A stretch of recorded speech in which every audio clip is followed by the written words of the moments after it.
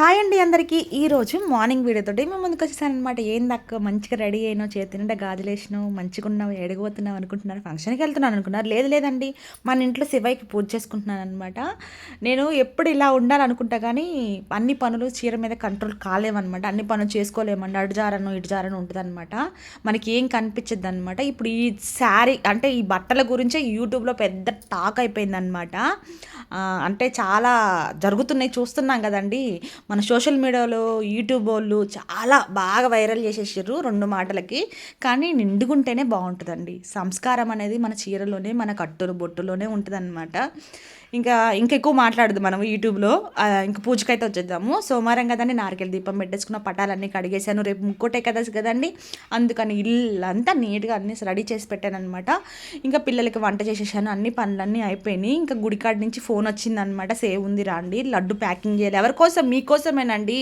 మీరు మా గుడికి వస్తారు కదా, మీకోసం లడ్డులు అన్నీ రెడీ చేసి పెట్టామన్నమాట. ఒకటి వచ్చి 15 రూపాయలు అనమాట. ఇంకా అన్నీ రెడీ చేసి పెడితే మీరు రాగానే మీకు దర్శనం అయిపోగానే లడ్డు ఇచ్చేస్తామన్నమాట. అసలు నిజం చెప్తున్నా, వెంకటేశ్వర లడ్లు కానీ ఏమన్నా అక్కడ సేవ చేయాలన్నా కానీ అదృష్టం రావాలండి. అందుకని మీరు ఏం చేస్తారు, రేపు పొద్దున్నే లెగిసి ఆగమాగం కాకుండా ఇంట్లో మనశాంతిగా పూజ చేసుకొని, ఇంట్లో పూజ చేసుకున్నా చేసుకోకపోయినా పొద్దున్నే వచ్చి దర్శనం చేసుకోండి. ఎందుకంటే ఎండబడేకుంది, ఎండ ఎక్కువైతే మీకేమవుతుంది, నీరసం వస్తుంది. పనులన్నీ చేసుకొని రావద్దు.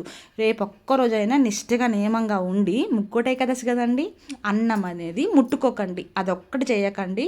ఇంకా మీరు తినలేని వాళ్ళు ఏం చేస్తారు, దొడ్డు రావో అదో ఇదో వేసుకొని తినండి, కానీ అన్నం అనేది తినకండి ఒక్కరోజు. అబ్బా, మా ఇంట్లో కూడా తినకుండా ఉండలే అండి అంటాం, కానీ నేనైతే ఉంటాను ప్రతి ఇయర్ ఉంటున్నా. ఇంకా లడ్డు ప్యాకింగ్ అయితే రెడీ అవుతుంది, ఇంకా డెకరేషన్ అదంతా ఉంది. నైట్ లోపు అయితే మొత్తం క్లియర్ చేస్తాం, పొద్దున్న అయితే తొందరగా వచ్చేసి